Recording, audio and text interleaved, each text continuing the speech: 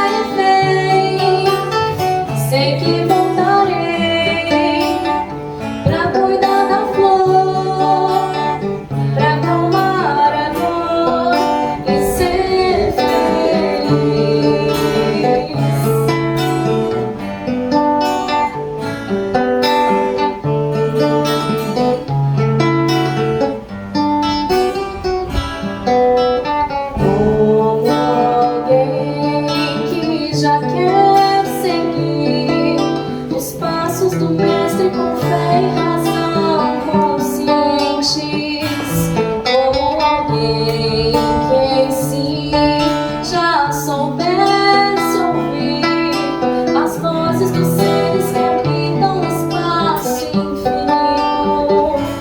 Eu encontrei as páginas e sequei minhas lágrimas, percebi que a dor da semente é o parto da vida.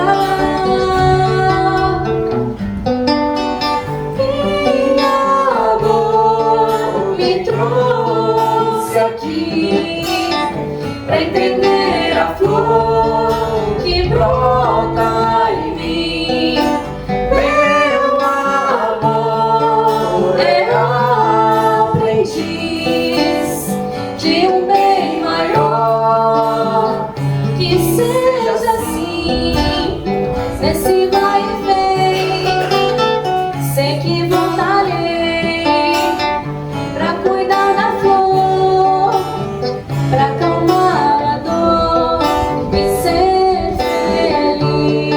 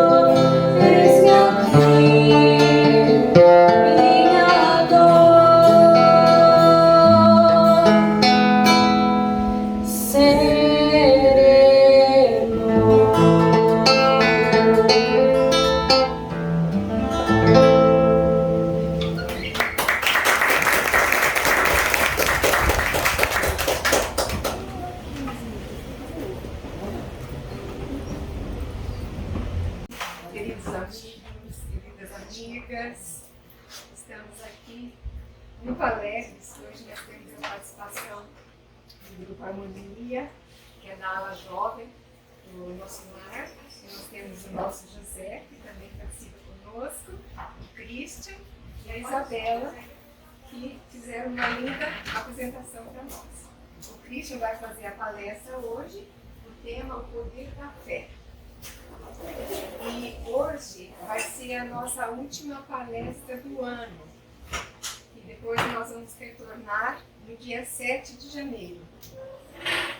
E eu quero agradecer muito vocês que estiveram conosco todo esse período. Essa emanação de amor, de carinho que a gente recebe de vocês. Quero agradecer muito essa trajetória toda que nós vivenciamos esse ano. E eu vou fazer uma pequena prece, depois eu vou passar a palavra para o Christian. Querido Jesus, obrigada, Senhor, por todo esse ano de trabalho. Obrigada pelos nossos mentores, pela Luzita, que sempre nos ampararam. Obrigada por todos os nossos amigos que estiveram aqui conosco. Obrigada pelos nossos trabalhadores queridos, dedicados. Obrigada pelos palestrantes que também trouxeram a palavra, a mensagem do Evangelho. Querido Jesus, permita que possamos dar continuidade às nossas tarefas. Possamos vivenciar essa fase do Natal com muito amor no coração, pensando em Jesus, e que as nossas atitudes sejam sempre compatíveis com o que Jesus nos ensinou. Muito obrigada, Jesus, muito obrigada, queridos mentores da nossa casa. Eu vou passar agora a palavra para o Cristo.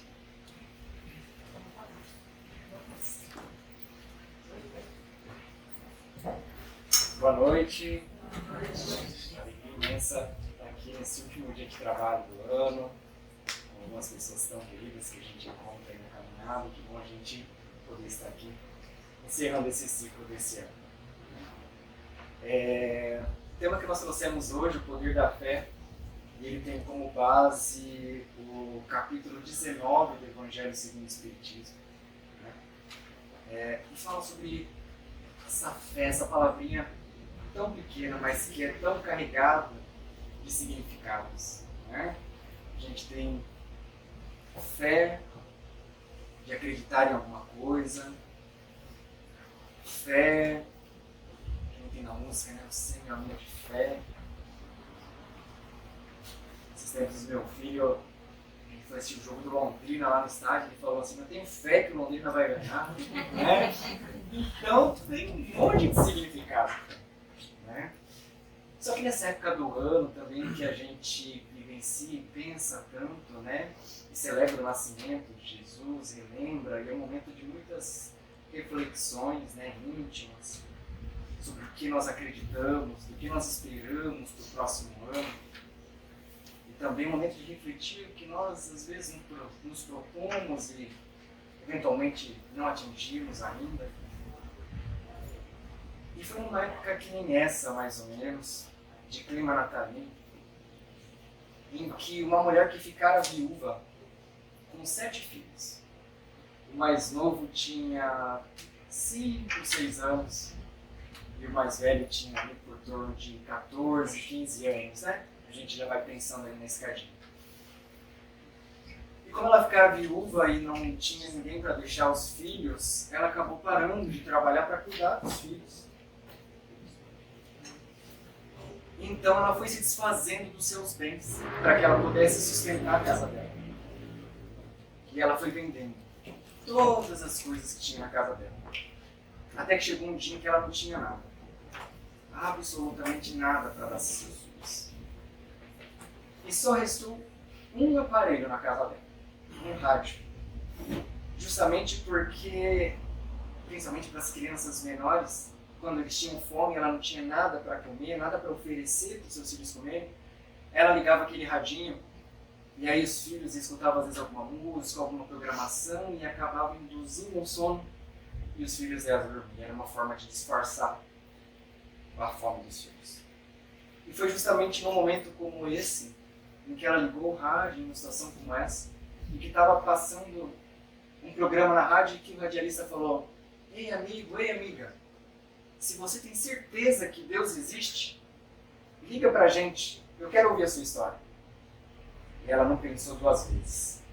Foi correndo até uma vizinha, pediu o telefone emprestado, ligou na rádio, falou: moço, eu tenho certeza que Deus existe.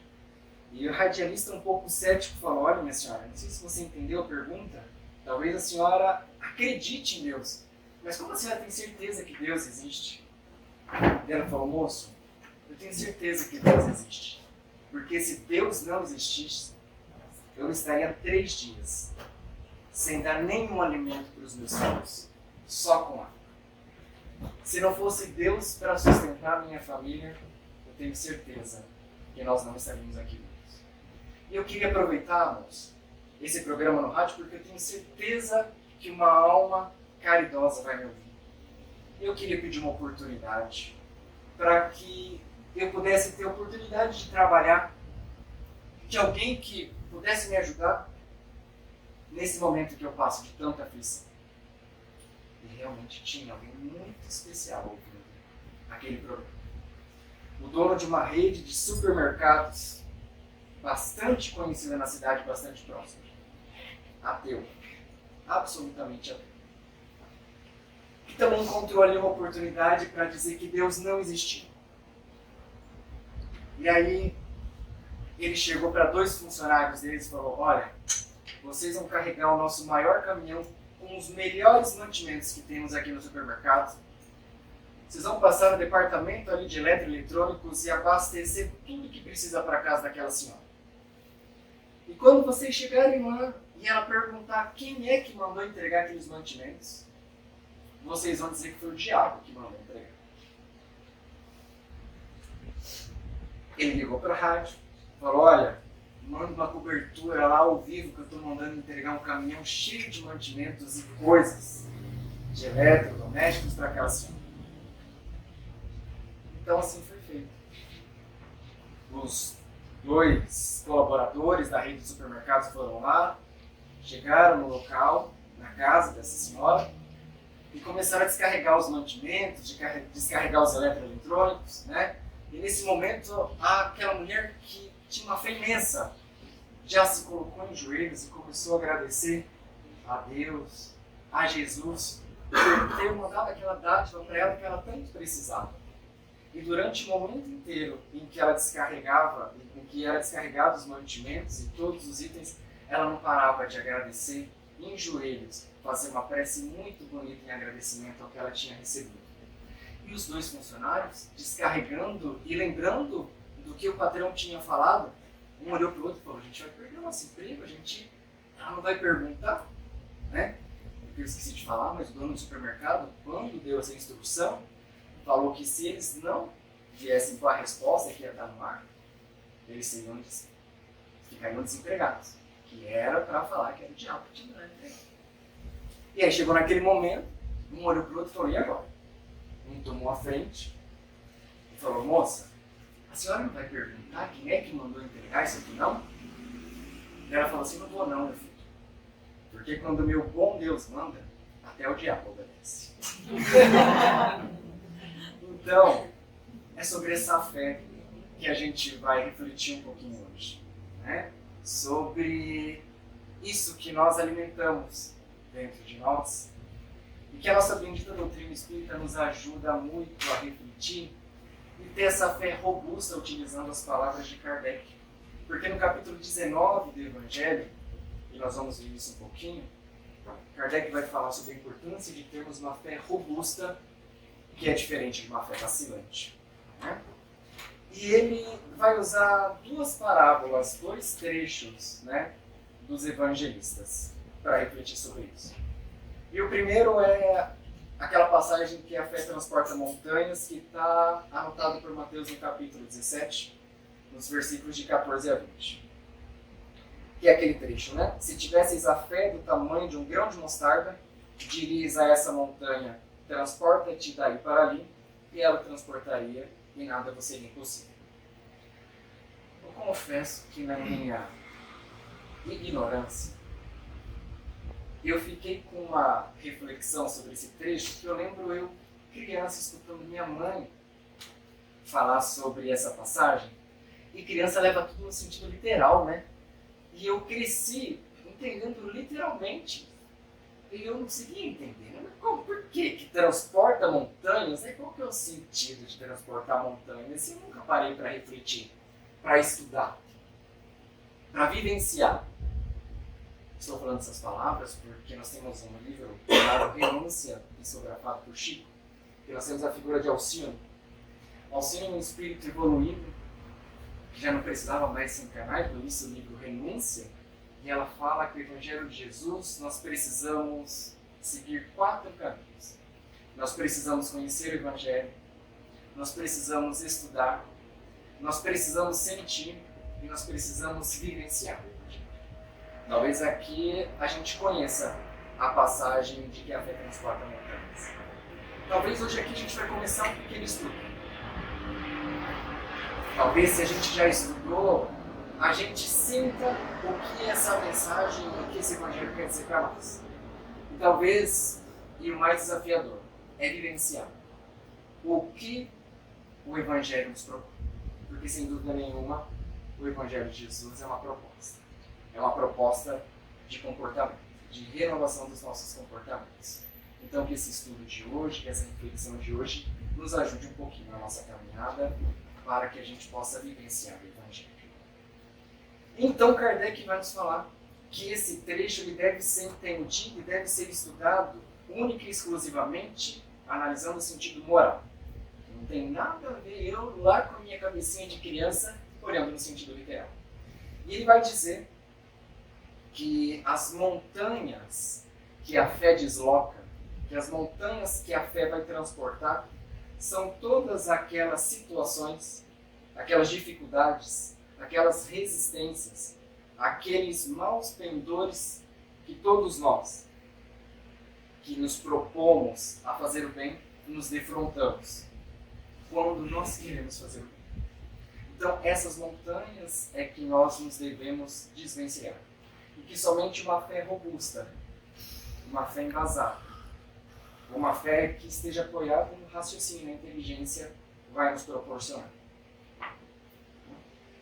E também outros itens como preconceitos, como o nosso orgulho, como o nosso egoísmo, são tantas outras montanhas que a gente tem que buscar tirar de dentro de nós mesmos, para que a gente avance e siga o caminho do Mestre, né? Siga o caminho do bem, que nos leva à paz, que nos leva ao amor, que a gente tanto almeja, em especial nessa época, né? Que a gente fala que seu Natal seja de paz, que seu Natal seja de luz, que seu Natal seja de amor. E o que será que nós estamos sentindo, como foi a proposta de Alcino, e como será que estamos vivenciando o Evangelho? Essa é a nossa reflexão de sempre.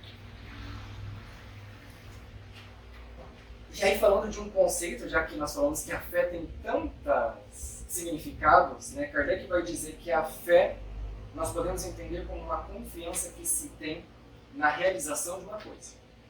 A certeza de atingir um determinado fim.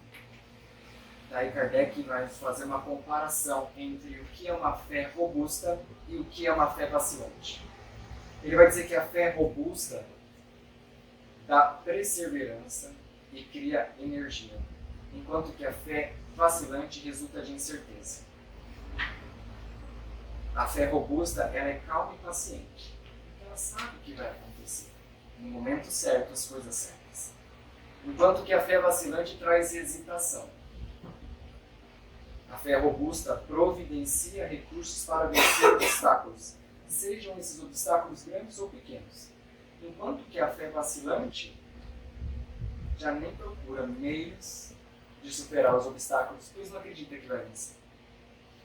A fé robusta se apoia na inteligência e na compreensão das causas, enquanto que a fé vacilante, os adversários se aproveitam da situação, dessa fragilidade, dessa hesitação que uma fé vacilante é capaz de proporcionar.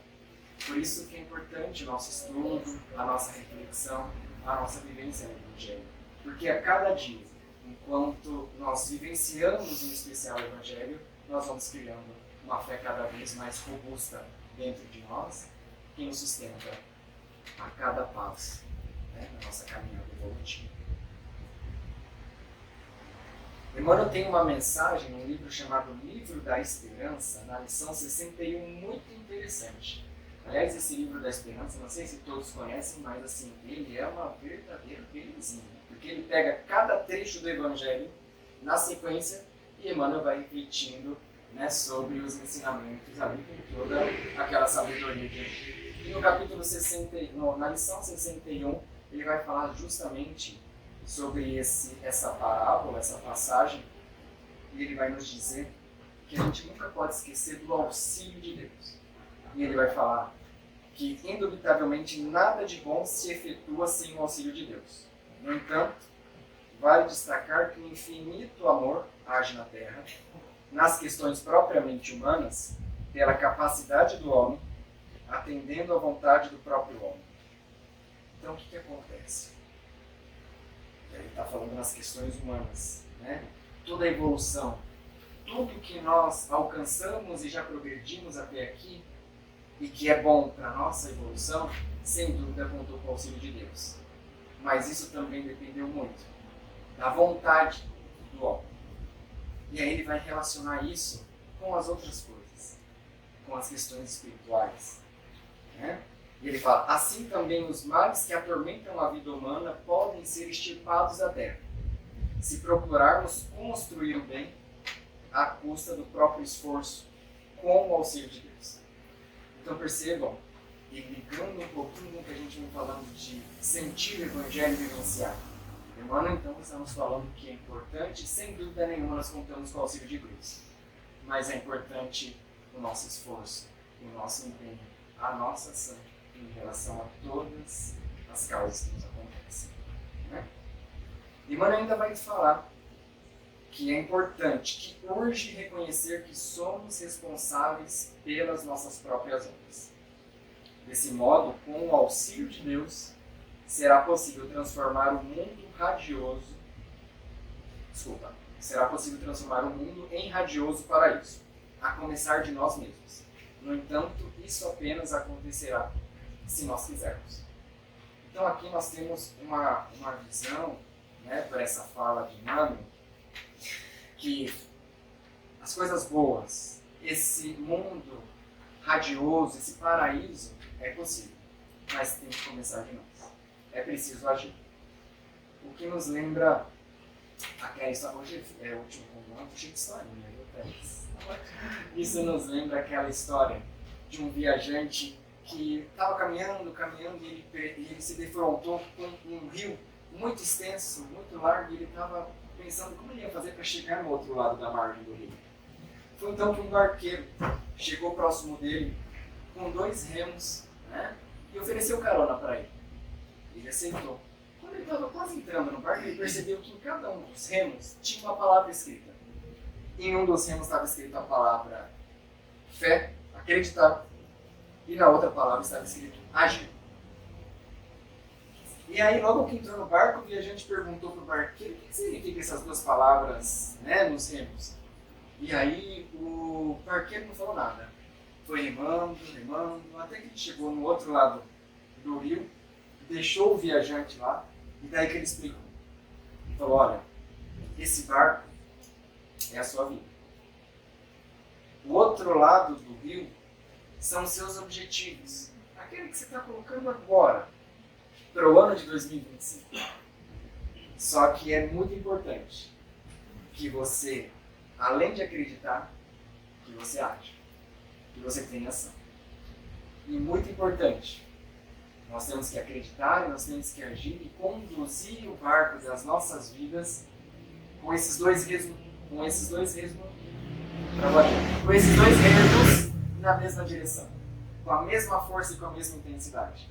Porque se a gente virar e utilizar apenas um remo, o barco vai ficar em círculos. Se utilizar o outro remo, também em círculo e não sai do lugar. Então não adianta a gente vir para uma casa de oração, falar que nós temos uma fé, que nós acreditamos que tudo faz sentido para nós se a gente não agir. E também não adianta a gente agir e realizar um monte de ações se isso não estiver alicerçado numa fé robusta, que faça sentido e que atenda, né, os nossos anseios, as nossas expectativas e a nossa razão. Por isso que nós falamos que no Espiritismo nós temos a fé raciocinada. Então, é muito importante, e nós temos alguns evangelistas que falam também sobre essa importância da ação, né? E vale uma reflexão para a gente, o que realmente nós queremos, né? Olhando para o nosso íntimo, qual que é a montanha que a gente gostaria de transpor? Qual que é a finalidade de transpormos essas montanhas, esses desafios, esses nossos maus pendores, essas nossas más tendências? Uma reflexão para a gente nessa época do ano. Kardec também vai falar algo muito importante no capítulo 19 sobre a presunção. Ele vai falar para que a gente tenha bastante cuidado para que a nossa fé não se transforme em algo do tipo: eu tenho fé, eu sou maioral e está tudo certo. Porque minha fé, né, e achar que isso está em nós, que é de nós. Na verdade, não. E aí Kardec vai dizer que a fé, a verdadeira fé, se conjuga com a humildade. Aquele que possui essa fé deposita mais confiança em Deus do que em si próprio, por saber que simples instrumentos da vontade divina nada pode sem Deus. Então é muito importante a gente ter essa clareza e essa humildade dentro de nós. E aí, Emmanuel também tem um texto, eu não lembro qual que é o livro, e ele vai dar vários exemplos dessa questão de que é importante que nós não sejamos presunçosos ou acharmos que tudo é esforço nosso, porque na verdade o movimento divino vai fazer com que as coisas apareçam para nós como tem que acontecer, de acordo com as nossas necessidades, as provas que nos acontecem, é porque nós precisamos passar por aquilo e aprender algo. Então, Emmanuel vai nos dar vários exemplos. Ele vai falar que as escolas nos preparam, que as afeições que nós temos nas nossas relações nos protegem. E tudo isso é auxílio divino, né? Que as simpatias nos defendem, que os favores nos escoram, que os conselhos nos avisam, que as dores nos advertem, que as dificuldades nos ensinam, que os obstáculos nos adestram, que as experiências nos educam, que os desencantos nos renovam e que as provações nos purificam. Então, tudo isso, que certamente, enquanto eu falava essas palavras, a gente deve ter se lembrado de situações, seja de provação, seja de desencanto, seja de uma afeição, seja de uma simpatia, tudo isso é auxílio divino que nós recebemos na nossa caminhada diariamente. E que a gente não pode esquecer disso, e que a gente tem que ter a humildade de saber que tudo é auxílio de Deus. Né? Porém, Emmanuel também vai dizer que a assimilação de qualquer auxílio divino está condicionada às nossas decisões. Então, a gente entender e compreender que o auxílio divino em todas as situações é o que rege as nossas vidas, e o que nós vamos fazer com isso depende de nós. Mais uma vez aqui, qual ação que nós estamos tomando, como estamos agindo diante das situações do nosso dia a dia. E para nós que eventualmente possamos falar assim, a gente já acredita, já temos uma fé robusta, ou estamos caminhando para ter essa fé robusta, já entendemos, já trabalhamos, tudo bem? O que fazer diante dos incrédulos? Seja amigos, seja familiares, né? Pessoas que são do nosso convívio e que muitas vezes se dizem Deus, até assim, que não acreditam, ou que não simpatizam, enfim. O que devemos fazer? E Kardec vai dizer então lá no Evangelho que a resistência do incrédulo, olha só que interessante, e como nós que temos um pouquinho do conhecimento a partir da literatura espírita, a resistência do incrédulo devemos muitas vezes provém menos dele do que da maneira por que lhe se apresentam as coisas. A fé necessita de uma base que é a inteligência perfeita daquilo em que se deve crer. E para crer, não basta ver. É preciso, sobretudo, compreender. Então Kardec vai nos dizer que o incrédulo, ele na maioria das vezes ele não é incrédulo porque ele é ruim ou porque ele quer ser incrédulo. É porque ele não encontrou ainda uma resposta que satisfaça a inteligência. E daí ele prefere ficar na incredulidade. Só que nós também temos vários tipos de incrédulo que Kardec vai abordar no Evangelho. Ele vai falar dos incrédulos, que aquelas pessoas que são procedentes de muita dor e de muito sofrimento. Nós fazemos um trabalho de segunda-feira no Abrigo Bom Samaritano. E eu lembro que uma vez, o Zé também conhece lá, nós tivemos lá algumas vezes, inclusive uma semaninha nós tivemos lá. E lá tem uma ala que é de homens em situação de rua e tem uma ala que é de pessoas idosas, homens e mulheres. E eu lembro que uma vez nós estávamos lá e uma mulher, dava para perceber na fala dela, muito amarga e uma incredulidade imensa. Tudo que nós falávamos, ela rebatia que eu não acreditava, que não acreditava na reencarnação, tudo bem que cada um tem sua crença, né?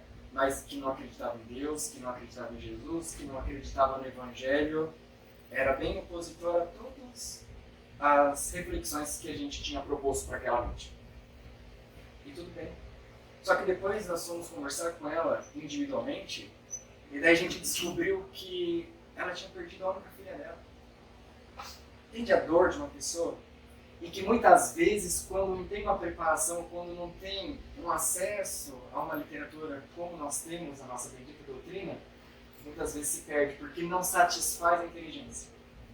Então, por isso que mesmo os incrédulos, seja se é procedente de muita dor, se são pessoas que passou por caminhos cheios de provações, se são pessoas que passaram anos em aflições e desespero, ou são pessoas que não refletiram ou que são inexperientes, ou ainda aquelas pessoas que têm os seus sarcasmos imaturos, ou são pessoas levianas.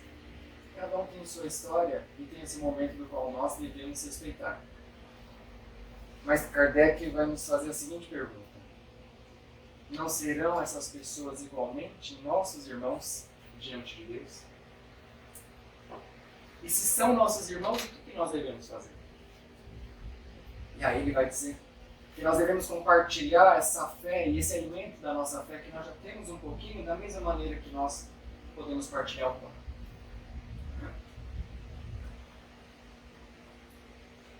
E se mesmo assim a gente partilhar a nossa fé, as nossas reflexões, e a gente receber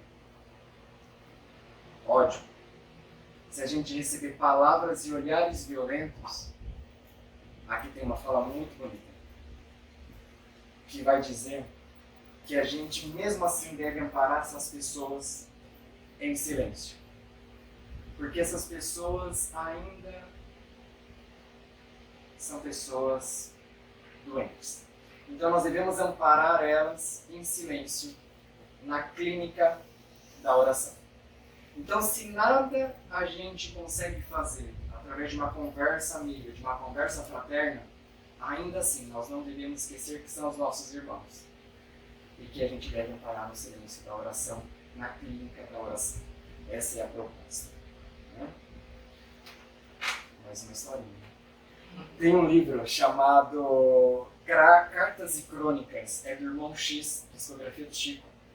E assim, a história é um pouco grandinha, eu vou tentar resumir aqui, mas basicamente conta a história de um homem lá no início dos tempos cristãos, por volta do ano 50, e era um homem muito rico que se converteu ao cristianismo e ele partilhou todos os seus bens e se converteu ao cristianismo da sua maneira mais simples e pura. E ele tinha um filho, só que o filho dele foi por um outro caminho, foi pelo caminho dos excessos, né? Bom, os dois desencarnam em momentos distintos da vida. O pai, que realizou boas obras, né, se vê em um lugar, em um mundo evoluído, e o filho em um mundo de trevas, passando dores e sofrimentos. Então o pai pede, desculpa, só um detalhe que eu esqueci dessa história. essa história é real e ela foi contada no mundo espiritual para uma palestra que estava acontecendo. É importante isso porque depois nós vamos ter um questionamento de uma das pessoas que estava assistindo essa palestra no mundo espiritual. E aí, o pai, vendo o filho em sofrimento, ele pede que os superiores espirituais ele pudesse conceder a permissão de que ele resgatasse o seu filho daquele lugar de sofrimento, que ele pudesse cuidar do seu filho naquele ambiente, e naquele mundo espiritual em que ele estava. Inicialmente ele foi dado carta branca para ele, mas foi recomendado que talvez não seria a melhor situação, porque o filho dele talvez não estivesse em condições de viver naquele ambiente em que ele estava. Afinal, nada no mundo é forçado. Nada. Por isso nós temos o nosso livre-arbítrio e o nosso tempo. Mas tudo bem. E o pai, como um filho amando muito seu filho, um pai muito amoroso, ele decidiu resgatar o filho dele daquele ambiente e levou o filho dele para a casa dele no mundo espiritual. E o filho dele acordou. E quando ele acordou extremamente revoltado, bravejando, falando palavrões, agredindo as pessoas que estavam ali. De tal maneira que os amigos espirituais tiveram que dar passes calmantes para que ele pudesse voltar ao sono. E daí o pai dele entendeu, mais uma vez, que aquela forçada não estava de acordo também com as leis divinas, e cada um tem o seu tempo que a gente tem que respeitar. E devolveu o filho naquele ambiente trevoso novamente. E durante 92 anos, até o filho dele ter o seu primeiro passo de reajuste, o pai descia todos os dias, fazia oração, aplicava paz, mesmo sem filho perceber a presença do pai naquele ambiente. Isso demorou 92 anos para dar o primeiro passo. Então alguém da Assembleia que estava escutando essa palestra falou, mas isso não seria afirmar a ineficácia da fé, da intercessão que alguém pode fazer por outra? Porque 92 anos, todos os dias, de maneira ininterrupta, para dar um primeiro passo, e uma pessoa que foi tão boa e tinha tantos créditos. E daí a resposta foi que se não fosse essa fé e que não fosse essa intercessão, os 92 anos talvez poderia ser 92 séculos. Então que a gente nunca despreze e que a gente nunca deixe de fazer o nosso papel, seja na oração, para os nossos amigos, para os nossos familiares, para as pessoas que se dizem incrédulas, para aquelas pessoas que nos cruzam o caminho. Porque sem dúvida nenhuma, a nossa oração, a nossa intercessão chega com certeza para aquelas pessoas em que a gente direciona os nossos pensamentos, as nossas energias. Importante a gente fazer então o que nos cabe, o que nos compete. Nós estamos aonde estamos, na família em que nós precisamos, na profissão que escolhemos, etc, etc. Porque temos ali um papel a desempenhar. Deus não erra. Se nós estamos aonde estamos, é porque é necessário. Para o nosso reajuste, para o reajuste das pessoas que convivem com a gente. Eu fiquei sabendo que hoje, como é um encerramento, é até as 22, né? Então eu vou partir agora para a próxima parábola, mas eu prometo que vai ser mais breve. A segunda parábola, eu não sei porque eu sei se é verdade. A segunda parábola, então, é da figueira seca, que também está abordada no capítulo 19 do Evangelho. E ela tem elementos muito importantes para a nossa reflexão. Porque a figueira seca, acho que vocês lembram, o texto está um pouco grande aqui, vocês lembram, né?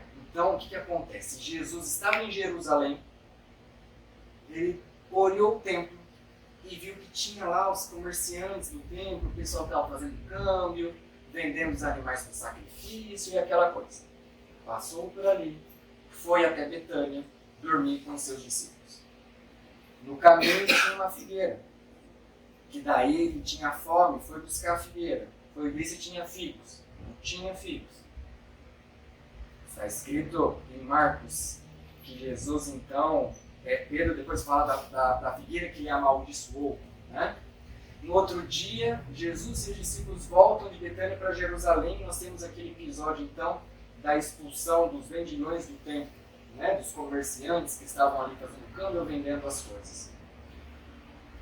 E a parábola da figueira, então, diante desse contexto, é importante a gente não só olhar a parte da figueira, mas o antes, passando pelo templo, e o depois, que é quando Jesus expulsa os vendedores do templo, porque a figueira seca, a parábola da figueira, ela representa todos nós.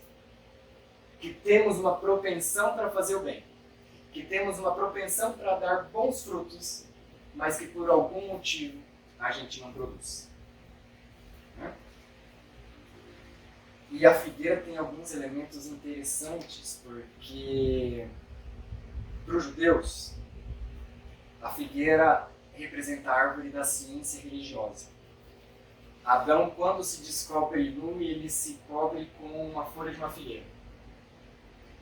Zaqueu, quando... Também, esses são símbolos, né? Zaqueu, quando sobe na árvore, ele sobe numa árvore da figueira, que é a elevação, né, espiritual. Então a figueira, mais uma vez, nessa passagem, ela tem esses elementos que representam a religiosidade, a ciência religiosa, e o quão essa ciência religiosa está produzindo. Porque assim como a figueira, que era frondosa, olhando de longe, mas que chegava perto e não dava nem fruto, o templo também era frondoso, era bonito de fora, mas quando se chegava lá não estava produzindo o que ele tinha que produzir. Estava produzindo comércio, estava produzindo câmbio, mas não estava produzindo o amor que Jesus veio nos ensinar. Né? Então essa é a reflexão. E esse é o ensinamento dessa parábola, né? E que representa todos nós. O que nós estamos produzindo? Aonde nós estamos? Aonde Deus nos plantou? Já estou finalizando. Há 2000 anos, o nosso mestre fez uma pergunta para Simão Pedro, que ainda deve ecoar nos nossos corações. Pedro, tu me amas? Então apacenta as minhas ovelhas. Quem que são as ovelhas que estão próximos de nós?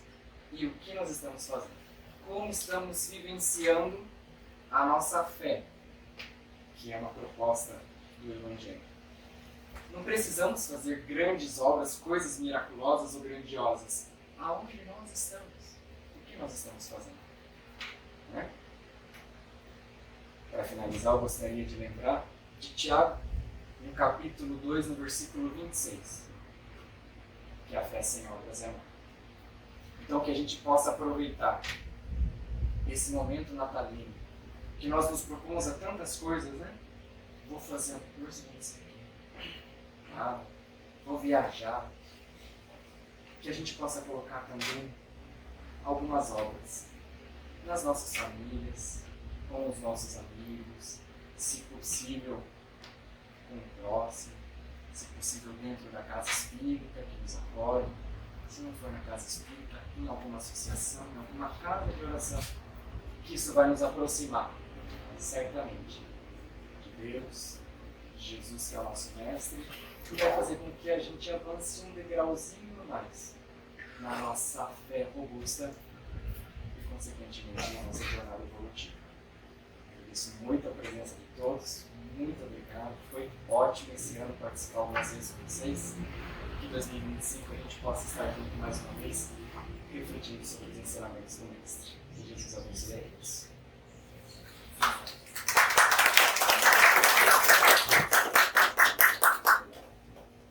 Linda palestra. Precisamos estar sempre cultivando essa fé nos nossos corações, essa fé raciocinada que Christian expôs também.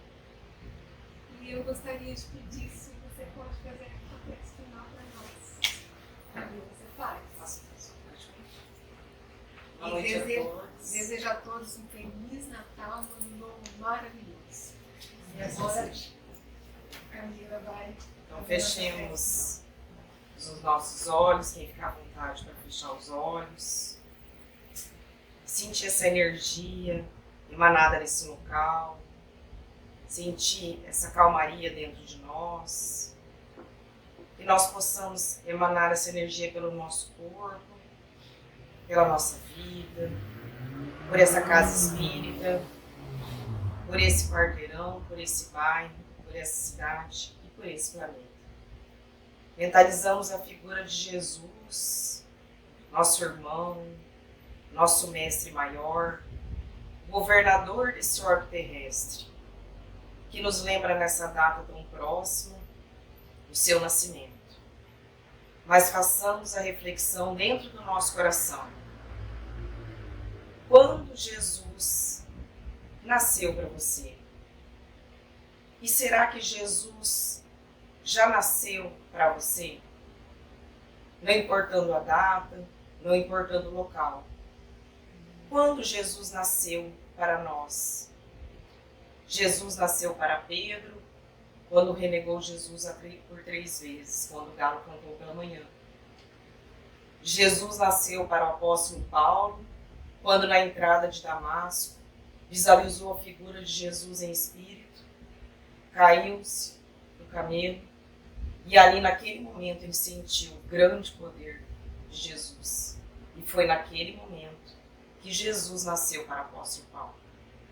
Jesus nasceu para Zaqueu quando ele subiu na árvore da figueira, como foi mencionado hoje, e ele avistou Jesus e se elevou espiritualmente. Jesus nasceu para a mulher hemorroíça, a mulher que estava com hemorragia que não estancava, no momento que ela tocou no manto de Jesus. E para você, Jesus já nasceu no seu coração? Jesus já nasceu na sua vida?